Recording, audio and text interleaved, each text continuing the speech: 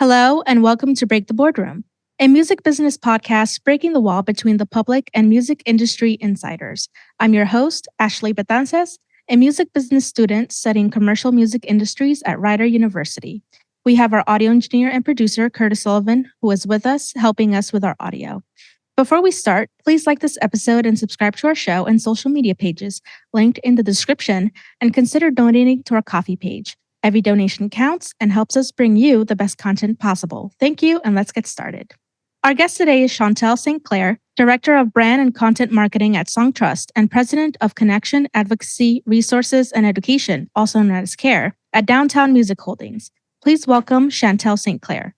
Hi, thank you for having me. It's a pleasure having you. Thank you for all the time that you're spending with us here. So let's just jump right into it. Sure. Can you introduce yourself and your experience in the music industry? Sure. So as you mentioned, my name is Chantelle St.Clair. I am currently the Director of Brand and Content Marketing at Songtrust. And in my spare time, I'm also the President of CARE, which is an ERG or Employee Resource Group at Downtown. I've been here for nearly 5 years. January will be 5 years that I've been here at Songtrust and in the publishing world. My background in music is not typical. I didn't go to school for music business. I didn't study music. I'm myself not a musician. Although I absolutely admire musicians and the work that they do. It's not something that I personally am able to express myself through, but I appreciate that, that art and that, musicians can create music from nothing, just from ideas. I love that. But I did grow up in a very music-centric community. I grew up in just north of Dallas, Texas, and all of my friends were in bands or were musicians. I dabbled in the music arts many, many years ago. I tried violin and, I was in an orchestra. I tried to teach myself guitar and piano, and I was in choir for like 10 years. But outside of that, that's pretty much where my musical abilities kind of stop. But I kind of got into the music industry through a weird series of events. It started with just an internship in college where I interned for a sync house, essentially, where all I did was listen to music and catalog how it sounded and how it would make you feel for sync opportunities. And that was kind of my first introduction to the music industry. And I was like, wow, this is very creative and fun. And I love listening to music and getting to know new genres. And then I didn't do much with music until I was introduced to Songtrust. They actually had recruited me from my current job where I was working in kind of marketing for a startup app service company.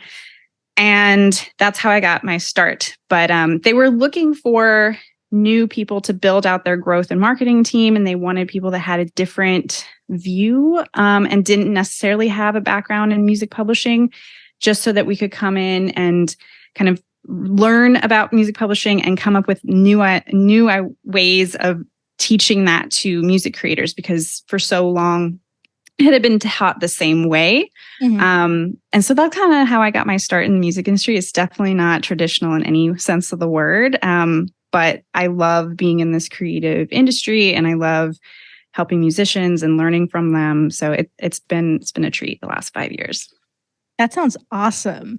Yeah. I mean, I don't think we have to be musicians just to be involved in the industry in any way. Right. And I also don't think we need to really study music business in school or education in any sense. That's something I feel that we can learn along the way.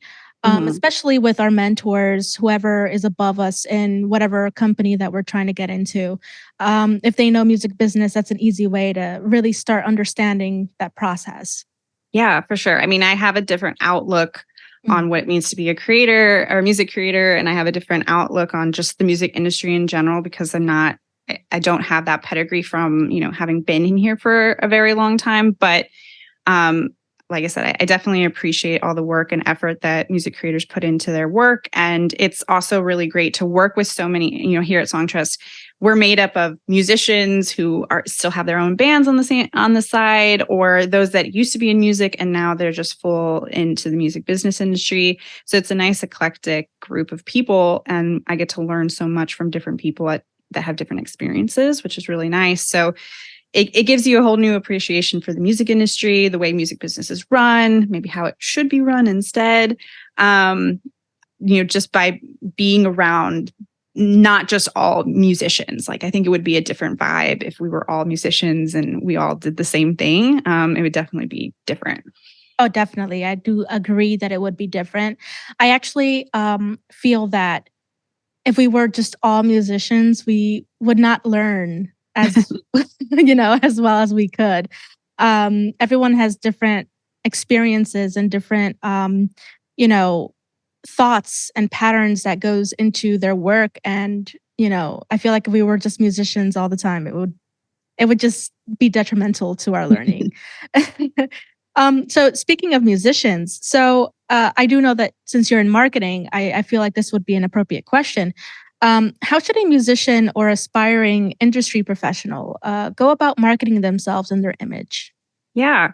Of course, with the caveat that like I'm not a musician, so it's going to change, right? It's going to change by everybody's, your individual situation or your goals.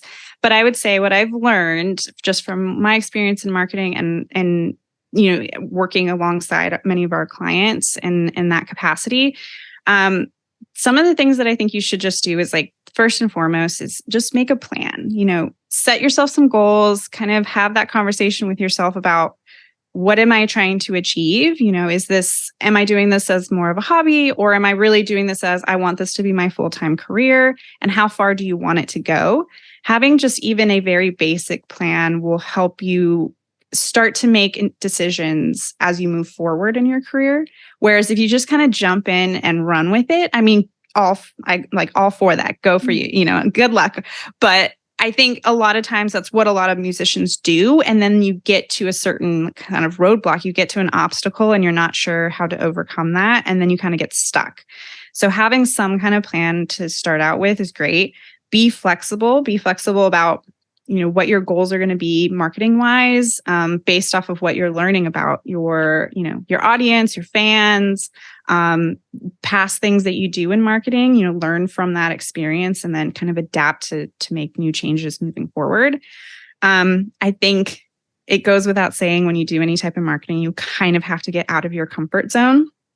Like at Songtrust, when we started our video strategy, I had, and even now still myself and my team have to get on and make TikTok videos. And like, I feel so cringy making them, but the whole point of it is education. And so you definitely have to get out of your comfort zone and be willing to try some new things. That doesn't mean like totally be uncomfortable with everything that you're doing, but if you're not really comfortable being in front of the camera, maybe just try making a video or two here or there, just so that you can get that experience and see what that feels like and see how your fans or your audience are going to respond to that. And if it doesn't work, try something else.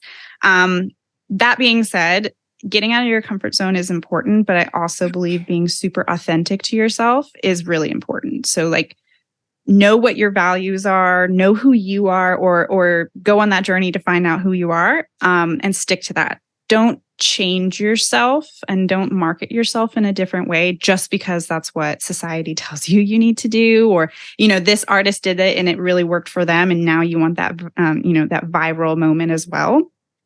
Just be who you are, and most people are going to respond really well to that. And then my last advice definitely is learn from others. There are so many musicians who have gone before you and have done the same thing or have been on a similar path. Try not to make the same mistakes, learn from them, or even just learn how they're doing it and see if maybe that works for you. I know those aren't like clear cut, like here's what you do for marketing to like make yourself and your image great. But I think all of those things are very easily attainable and will help you as you develop a marketing plan or strategy for yourself and your music. No, that's great. And I don't think there is a clear-cut way of marketing in any sense because every person is different, like I said before. And I mean, every merchandise, every item that you sell is different. So there's obviously going to be different tactics to approach the way to market anything. Yeah, what works for one person might not work for you, and that's okay. But it's also okay to just try it and see if it works. Yes, exactly. there's no need to reinvent the wheel either. Yeah, exactly. So one of the things that I actually learned in my courses so far is how to write business plans. Do you think that's one of the things that musicians should learn how to do, or do you think a very, very simple version of that is mostly recommended? Yeah, I mean, if you have the opportunity to learn, from someone else how to build a business plan, I think it's a great idea. As much as you are a creator, right, and you're doing something creative, if you want to do this full time as a career, it is a business. Like, you then become a business, and you should have some type of plan for that. So if that's what your goal is, and you're really able to put in that work, and like I said, you have that opportunity to learn from someone about how to do that, I would certainly do that. I think also a very quick Google search or watching a YouTube video on how to build a business plan is also certainly an option. And again, you have to do what's right for you. So if you're not someone who's like, oh, I don't want to sit, in a room listening to someone lecture to me about how to build a business plan, that's cool. Doing a very simplified version of that, and just setting some goals, very simply, like get a sheet of paper and just write down, okay, my top 3 goals for this year are blah, blah, blah. That in and of itself will already start that momentum to building out like your kind of long-term strategy. And I think the other thing to note too is it's okay not to have all the answers. You don't need to know what's going to happen. These are really just sort of milestones that you can set for yourself to try to attain. And then you can be flexible and change them as time goes on. Maybe that goal that you set is not really what you're aiming to go for, or maybe it doesn't make sense for, your audience or your music, or your goals just change. So it's okay to be flexible and change them up, but I think having something concrete that you can like kind of refer back to is just helpful to keep you sort of focused and accountable as well, so that you're not kind of just running amok, doing random things and putting your energy and time into a lot of different things that aren't doing you justice. I agree with that. Another thing that I learned was that one of the goals, when you're writing goals down, they should be measurable, as well as the other word that you said is attainable. Yes. So like, it's great to reach for the stars, but especially starting out, I don't really think that's how you should do it in a sense. Right. Yeah. I mean, you can totally say, you know what, I want to have a viral TikTok video by the end of the year. That's a great like overarching goal to have. And then you start to kind of piece down what are like the individual like attainable goals that will try to help me get to that. And you might not have the viral video at the end of the year, but maybe some of those mini goals were like, I'm going to create and post 1 video per week.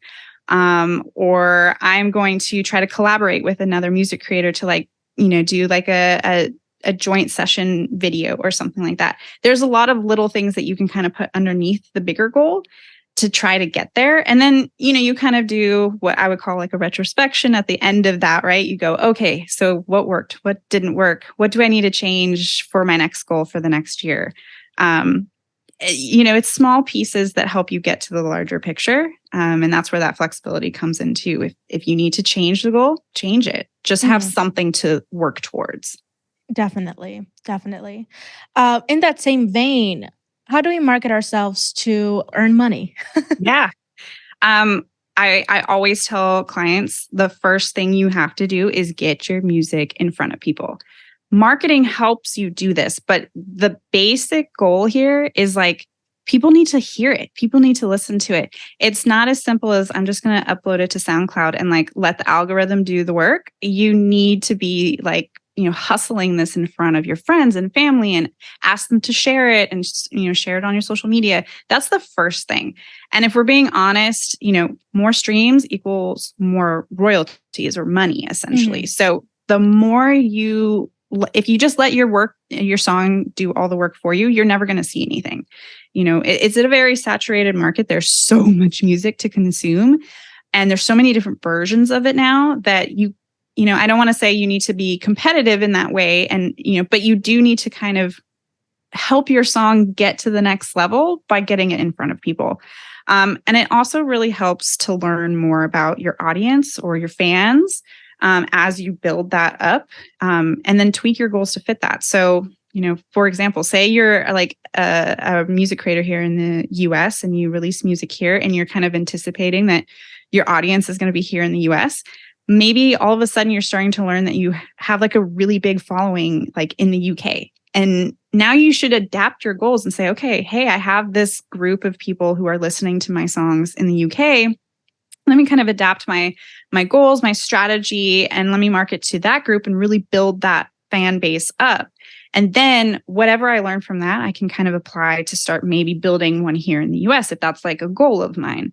But knowing the demographics or just some insights on who is listening to your music, and there's so many platforms out there that, help you learn some of this information, that will really help you facilitate your marketing strategy, which will ultimately help you monetize your work even more and earn more money.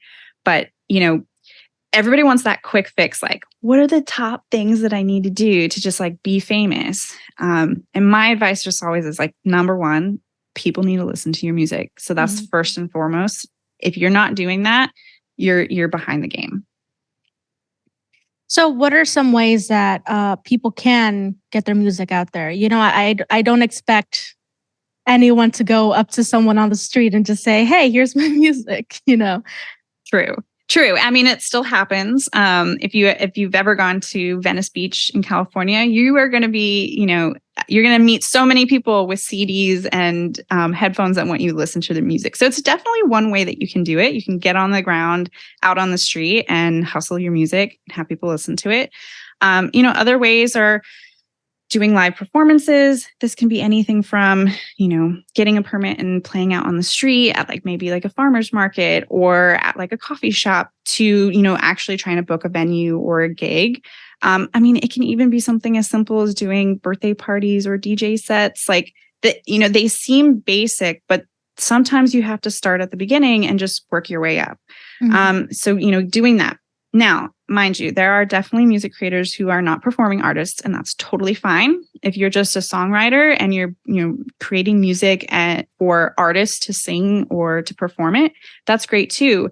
You need to just build your network of other music creators who you can collaborate with, kind of put yourself out there and meet other artists, maybe who you even think wouldn't respond to you. Maybe they're a little bit more popular and maybe a little harder to get a hold of, but putting yourself out there and reaching out to them and, asking if you can like get feedback on your music, at least at that stage, kind of starts the conversation. I think music creators just have to be careful about, you're selling your music in some ways and you don't want to come off like, here's my music, like, in somebody's face. So I always suggest that you want to have sort of a reciprocal conversation. So yes, you want feedback from them, but what kind of value can you also offer the person that you're reaching out to? Having that exchange of value is really important. Can you tell me an example of one of those exchange situations? Yeah, let's see. I think a good example would be, let's just say that you're like working in you went into the studio to work on one of your songs, and maybe you're just doing this by yourself, but the studio engineer happens to be in at the same time. That is also a great opportunity for you to, one, meet the studio engineer, just kind of learn their names so that you can be on a first name basis, but also learn about what they're doing. Ask them questions like, hey, what do you do here? What does a day-to-day look like for you? And then as you're kind of learning more about them, you can kind of slide in there and say, hey, I've been working on something, would you mind giving it a listen and give me some feedback? And then is there anything that I can like do to help you out around here? Is there a way that I could just like kind of keep the studio in a way that, makes it easier for the next person to come in and makes your job easier? Or even just asking them about themselves is sort of an exchange of value as well, because maybe they're not being talked to. A lot of like studio engineers are kind of in the background anyways. And, artists will come in and out and they don't necessarily always meet everybody in the room. So that gives you an opportunity to meet someone, make a connection, and hopefully get some feedback. Now, that's just one example. That same example can kind of be applied to anything. So maybe you're reaching out to an artist on, let's say, Instagram, right? The idea there could also be, hey, I'm looking for feedback. Are you in need of anything? Like, are you in need of lyrics? Are you in need of a hook for a song? Like, I'm happy to share anything that anything that I'm able to do to kind of help you on another project as well. I think there's a lot of different ways that scenario could go, but essentially it's just saying, if you want something from someone, try and see what kind of value you can also offer them in return. And sometimes that value is just getting to know them and like learning about their experience. People do like to talk about themselves, not in like a selfish way, but people like to share what they've learned and the experiences that they've had. And so I think it's important to just even utilize networking as a way to exchange value. That's great. I agree with everything that you said. And it's really nice because, see, the reason I asked for an example is because I have heard that phrase a lot, exchange, get an exchange, connect with people. But what I don't hear are the examples. What kind of exchange can I have with this person? What can I possibly give them when I'm just starting out? And it's really nice that one of those things can actually be just learning about them and just talking to them. Yeah. I mean, maybe they also have a song that they want some feedback on, right? So like maybe it's just as simple as, hey, let's exchange songs, tell each other what we thought, have honest feedback and that honest exchange. But yeah, I think that's definitely something I have noticed. Not many music creators will talk about that, the exchange of value, but they don't necessarily have an example to back that up with. They're like, oh yeah, I want to exchange that, but what does that actually mean? And sometimes it's the most simplest things of just getting to know a human being. Definitely. Let's change gears a little bit. So you mentioned the word royalties. Very important in the music industry, of course. Yes. So can you just explain a little bit about like how royalties work and really who manages artist royalties in both a record label setting and an independent artist setting? Yeah, sure. So this is what we do all day, every day, is the education of royalties. And, this plays into music publishing so well. But for anyone who's not sure or you're just starting out, the main thing that you need to walk away with is just knowing that every song, from the minute that you finish that song and it's in its tangible form and you're like, I'm done with this, I'm ready to release it, you own that copyright and ownership on that song. And every song is divided into two parts. So you have the recording, which is the actual sound recording itself. And then you have the composition, which is like this, the melody, the lyrics, and the underlying composition of the actual song itself. Each one of those is a different copyright. And as an independent artist, like I said, when you finish that song, you own the copyright of both of those. Now, this is where it gets a little bit more complex because each side then breaks down into different royalties. But this is also what I believe to be the most important thing music creators need to understand is like, how does your song make money? And technically, there are 4 ways on both sides that you can earn money. So on the recording side of it, you have like recording revenue that your label or distributor is going to collect just for the use of the sound of your music. And then you also have something called digital performance royalties, or often referred to as neighboring rights. And that can be kind of anything from like radio airplay. And that's all on the recording side.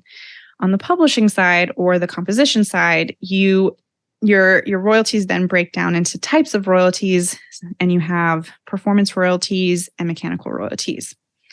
Mechanical royalties are generated whenever your song is reproduced in any form. It used to be, back in the day, just simply physical reproduction. So CDs, LPs, way back in the day, it was the mechanical piano recording. So if you ever saw those, like they're like those tubes that have the little, that was the physical mechanical reproduction of songs back in the day. But nowadays we have streaming. So this also includes digital downloads or any type of on-demand streaming. So like Apple Music or Spotify. Performance royalties are are royalties that are generated anytime your song is publicly performed. So this can be live shows, radio broadcasts. It could be, the speaker at the restaurant or in a live venue or a retail store. On-demand streaming also earns performance royalties, but streaming both earns performance and mechanical royalties. But it breaks down into these two buckets. There is a third one that we talk about at Songtrust, but it's a little bit of both. It's called microsync royalties. And these are usually royalties that are collected using like user-generated content on YouTube, or small sync opportunities as well. So that's like how your song is then broken down. And once you start to explain this to music creators, they're like, oh, so there's like 4 different avenues of revenue that one song can earn. And like, that's why it's so important for you to understand how your song makes money so that you're not leaving anything on the table. In terms of like who kind of manages these, the recording royalties generally will be collected by like your distributor, your label, maybe your manager, if you have them. If you're like a signed artist, if you're an independent artist, you're kind of responsible for managing these royalties, but you'll usually get them from your distributor. On the composition side, again, it all depends on kind of what your status is. So if you are a signed artist, again, your label, your manager, or your publisher are generally going to be collecting those royalties. As, let's say, an independent artist, again, you are responsible for managing the collection of those royalties. Generally, you'll do part of that collection through your PRO or CMO, which are performing rights organizations or collective management or organizations. Or if you have like a publishing administrator like Songtrust, they will help with the collection of your royalties. That's a lot. That is a lot, but it's a lot of great information. And it's information that everyone needs to know, especially if you're just starting off as a musician. These are things that you need to know so that you know how to make money and know where to go to collect that money as well. Right. And so many artists also think, oh, I'm going to distribute my music and my distributor is going to give me everything. But that's just one subset of royalties that your song is earning. There's at least 3 other ones that you might not be tapping into just yet. And so I think that's where a lot of, and then also distribution is generally happens a lot quicker. So you're going to see that money a lot faster. Whereas publishing takes some time. It's old. It's an old system. So it takes some time to see those royalties. But, that's where sort of your long-term revenue will come from. And your short-term revenue generally comes from your distribution side. So can you speak a little bit more about publishers and royalty collection organizations? Is there a specific name for these kind of organizations? Yeah, so we kind of refer to them as collection societies. Some people might also refer to them as pay sources, but pay sources sort of is an umbrella term that includes DSPs, like digital service providers like Spotify. But generally, the royalty collection services or organizations that you will interact with, other than your publisher, are called performing rights organizations or PROs, or collective management organizations, CMOs. These are, so like PROs are, an example would be like ASCAP or BMI here in the US. A CMO might be like PRS in the UK or Gamma in Germany. They have different names because they generally are all a little bit different. So PROs generally will only collect performance royalties. They don't work with collection on mechanical royalties. CMOs, which you'll generally find outside of the US because the system for publishing is very different from that within the US. Collective management organizations will generally collect both performance and mechanical royalties, but it does vary from society and territory. Every one of them have different standards. They all have different requirements. They all have different timelines. So it's really important for artists, as you're starting out, learn what your collection society is in your home territory, learn kind of if you have options like here in the US, is BMI or ASCAP better for your goals, and learn about like what kind of services they provide and what networks they provide.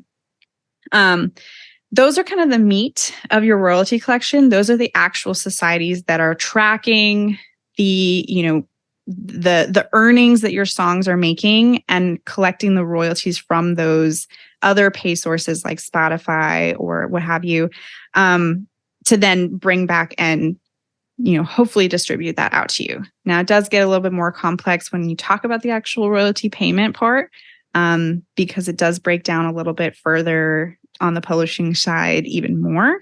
But generally, they're the ones that are going to be kind of like your first line of defense in making sure that you collect your royalties. And then after that would be, working with a publisher or a publishing administrator to kind of help you collect in the areas that you cannot collect on your own, because there are just some societies that don't allow independent artists to sign up and collect, like, let's say, their publisher share from that country. Or maybe they have very specific rules, like you need to have a physical address in that country or that state, or you have to have, a certain amount of catalog that they'll allow a membership into.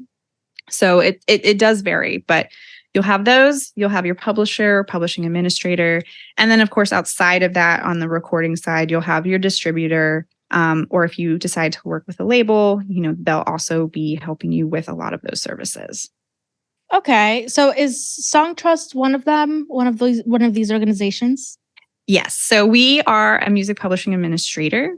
Essentially, what that means is that we help music creators access their royalties through registration and royalty collection on an independent level. So unlike a traditional publishing deal where oftentimes, it's done by commercial value. You are offered a deal, less than you kind of going out and reaching out for a publishing deal. And they generally take a percentage of your ownership. So they actually take ownership of part of your song in exchange for the additional services that they provide, like creative services, marketing services, and the rest. As a publishing administrator, Songtrust, we don't take any ownership from your song. So you are an independent artist, you retain 100% of your ownership in exchange just for a small commission fee that we take off of the top of the royalties that we do collect for you. Because of that, we are slightly different than a traditional publisher. We don't provide creative services, but that does mean then that our clients are more than free to exploit their music in any way that they see fit, meaning they can pitch their music for sync opportunities. They can, play wherever they want to. We don't have a say in that. All we do is the registration of their song information to societies around the world where their song is being played and is earning royalties. And then we go out, we connect with those societies, and we collect the money for them and then distribute that back out to them. I've also heard of Sound Exchange. Is that something similar, or is it different completely? Yeah, we get this a lot. We also have very similar names, but Sound Exchange is totally different and separate from Songtrust, and it is definitely something that artists should learn about, be a member of, or an organization that's like Sound Exchange within their home territory. So Sound Exchange collects sound recording royalties and recorded digital performance royalties for the sound recording copyright owners, and then also the featured recording artists. And this is generally for plays on like non-interactive broadcast or radio play. So they are collecting on the other side of your song for the recording side, which sometimes people also refer to as like the master recording or sound recording. And then Songtrust is exclusively on the compositional side, collecting the publishing royalties. Every songwriter should absolutely have both. At Songtrust, we actually have a sort of royalty checklist that we share for free on our as resources on our website. And it kind of goes through like the top 4 things that you need to make sure that you're covering each one of those revenue areas. One of them being you need your distributor. That's just plain and simple. Second is being with a PRO or a CMO. That also just establishes you as a songwriter within the music publishing sphere, so they know when that song is being played, who it belongs to. Third is having a publishing partner or just having a publishing plan. Not everybody is ready for a publishing administrator or traditional publishing, and that's fine. But kind of understanding what publishing is and knowing what your next step is going to be in order to collect those royalties is important. And then lastly, we always say either sign up with Sound Exchange or another neighboring rights organization so that you can make sure that those digital performance royalties on the recording side are being collected.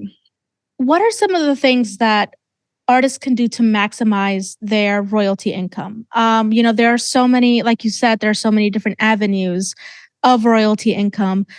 So what are some of the ways that we can make sure that we are actually maximizing these incomes and making sure that we are collecting from all of the different pots that we can?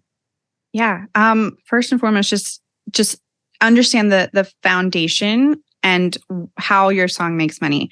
I know that sounds so basic. It's like, oh, understand how this works, but like not understanding how your song makes money is kind of the first detrimental step. Like if you don't know how your song is going to earn money, then you don't know where you need to be, affiliated with or a member of, or you don't know what your next step is. So first and foremost is just learn that basic.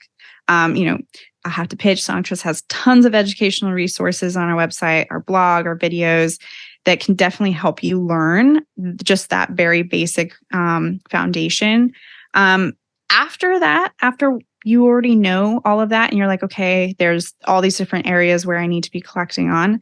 From a marketing standpoint, number one is market your song. Get it in front of people, have people listen to it. Just get it out there in front of people. If you are a performing artist or you're not afraid to perform in front of people, do live performances. That is going to be a great way for you to earn performance royalties in addition to your songs being streamed on, say, Spotify. Streaming is huge and it is the way that most people are making money these days, but you're also getting paid, stream counts. It's very small what you're earning in royalties. And so you need to kind of supplement that with other things, and doing live performances is a great way to do that. Now, if you're not a performing artist, that's totally fine too. Just make sure that you are building your network so that you can give your music to other artists to perform. And you can work with them to, submit splits and registrations so that you're earning every time they perform that song as well. And then lastly, I think you just have to write more music. I know that sounds so crazy. It's like, oh, well, we already made music. Like, shouldn't we be doing something with that? Absolutely. You should never just release something and then walk away from it. But I think the other part of it is just continue putting out more music. Keep writing, keep distributing, because one of those songs is going to really resonate with a group of people and it's going to take off. But it's only going to happen if you keep putting music out there. If you just put a few songs and then hope, that it's going to get the traction that you want, you might not see the results that you want. I mean, I could be wrong and you could totally have like a bop hit where it just gets so viral the minute that the first song that you put up, and that's awesome. But that's not the reality of what happens in the music industry. And so just doing more, creating more music is going to really help you not only hone your craft, but it's also going to just put more opportunities for people to interact with your music out there in the world. What are some of the most common mistakes that either musicians or even publishers make when it comes to collecting royalties? Yeah, I think first and foremost is not being a member of a PRO or a CMO. It's like the first step that you need to do. Becoming a member establishes you within the music industry. It's sort of like, it gives you the credentials essentially to be a musician in the music industry. It assigns you, your IPI number and sets you as a songwriter. It allows other organizations to, connect your song to you as a songwriter. And just not doing that step really puts a lot of musicians in a bad place, because one, their song does finally get the traction that they want. If it does, there's no connection. There's no way for the industry to be able to say, oh, that song belongs to this songwriter and now they're earning this money and they need to be paid that out. And then what you end up having is this issue of unallocated royalties, or sometimes referred to as black box royalties, where you're just not getting paid the money that you're earning.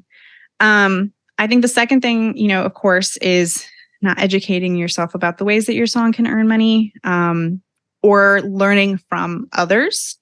There are so many, as we've mentioned, there's so many other music creators that have gone before you that have been in publishing deals or have not done publishing.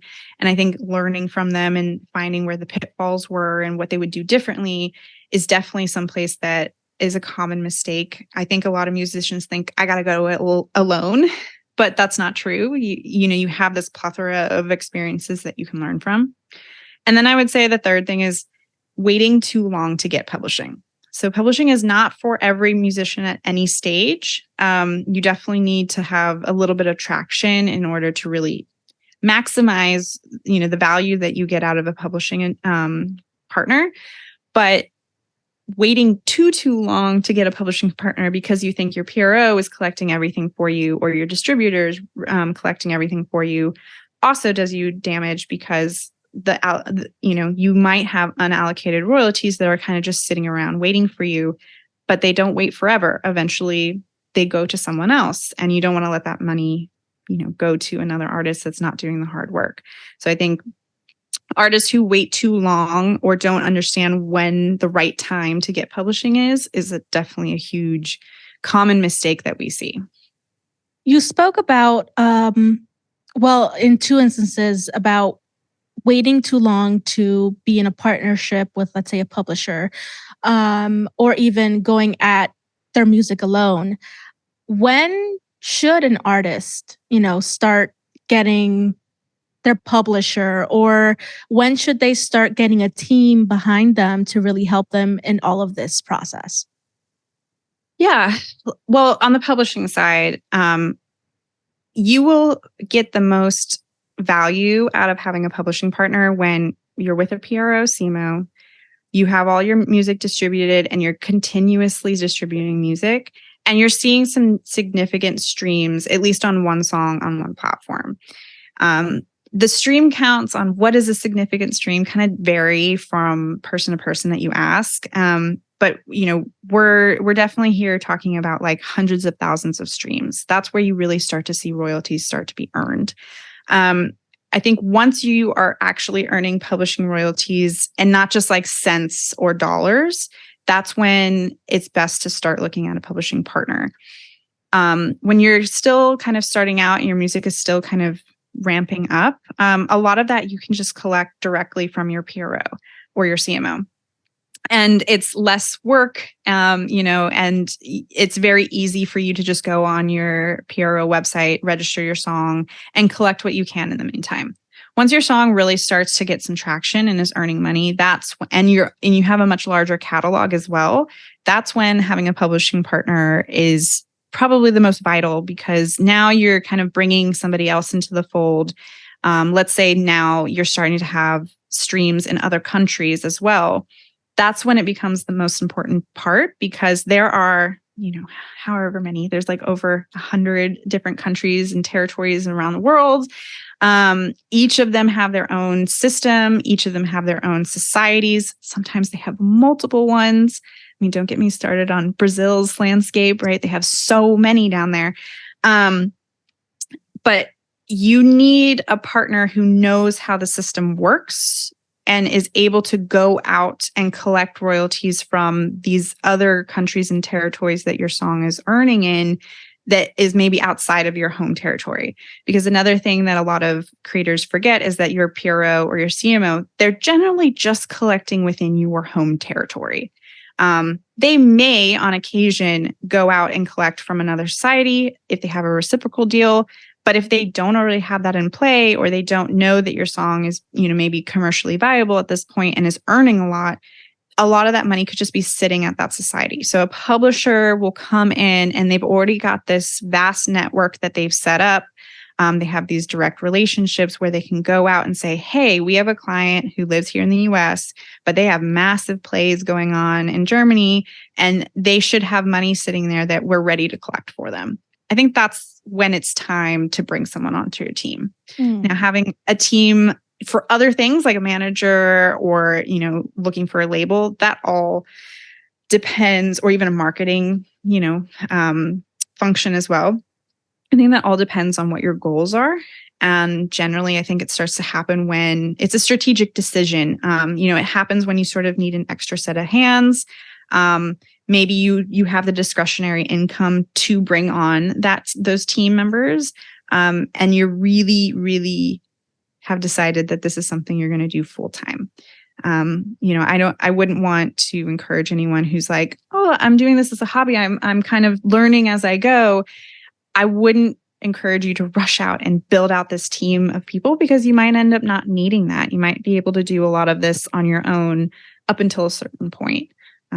So it really, depends on your unique situation. But in terms of publishing, that's the time, is when your music is starting to be played outside of your home territory and is starting to get some traction. That's all great. We're going to start wrapping up a little bit here. But I do have 2 last questions. Sure. So most of our audience are aspiring to enter the music scene in any format. So whether it's a musician or a publisher or any other type of industry professional. So do you have any advice for them? Yeah. Well, I don't want to be a broken record here, but learn. This also might be coming from my whole job is around education and providing that information. So I'm much of an advocate. I'm very much of an advocate for that, but learn. I like to say the smartest person in the room isn't the one who knows everything or thinks they know everything or sounds like they know everything. It's usually the one who is sitting there listening and asking insightful and thoughtful questions, and then taking what they learn and kind of adapting that to carve out their own path. And so I think, make sure that you make space to learn new things and learn from others, so that you don't make the same mistakes and you feel confident in the decisions that you're making, because you've taken the time to be thoughtful about what you're moving forward with. And then I think my other advice would definitely be find a community. For some reason, artists or music creators often think, like we've said, like that they have to do this alone or stay away from competition, right? But I just find this so false. I think find your people, learn from them, collaborate with them, and carve out your own path. It's not about conforming or about trying to do something different than the next person. It's about what makes sense for you, how you can be the most authentic person, and be authentic to your music and your craft, while also taking what you've learned from others and building out that network.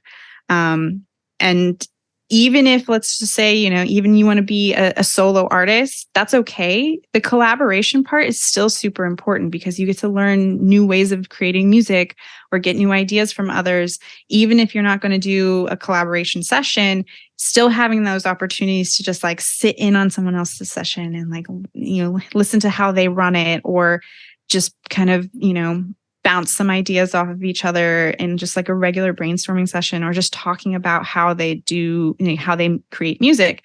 Those are all just opportunities for you to, decide how you're going to create your own music.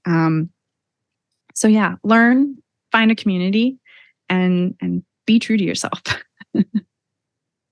All good. Is there any social media or any pages that you would like to put in the description for us, or would you like to tell anyone any social medias that you would like them to follow? Sure, of course. I have to plug Songtrust here. Songtrust, we do our best to provide as many free educational resources to anybody who is looking to start out as a musician, who is already doing this, or maybe you are a veteran and you just want some recap. So I'll definitely shout out our resource center. You can go to songtrust.com and find a whole plethora of educational resources free to download. I would also check us out on Instagram. We're constantly putting out infographics to kind of just help people learn a little bit more about music publishing and all the crazy complex things that go on behind the scenes. Our YouTube channel, these are all at just Songtrust as our tag. Our YouTube channel has tons of educational resources, webinars, interviews with industry leaders, and demos that can definitely help you learn a little bit more. I also shout out our TikTok channel. It's still growing, but we put plenty of fun videos on there. So something to just kind of mix up all that educational content. And I'm constantly making a fool of myself on there. So at least go like that so that I feel good about continuing to make those. But other than that, definitely check out songtrust.com and drop us a note if you ever have an idea about resources that you'd like to see. Nice. All right. So it has been a pleasure having you on, Chantelle. Thank you for your time. Again, you can find all of Chantelle's plugs in the description. Again, I'm your host, Ashley Betances, and our audio engineer has been in the room as well. His name is Curtis Sullivan. Please remember to like this episode and subscribe to our podcast and social media to keep up with updates. And don't forget to check out our coffee page and donate. Every donation counts. See you with the next episode.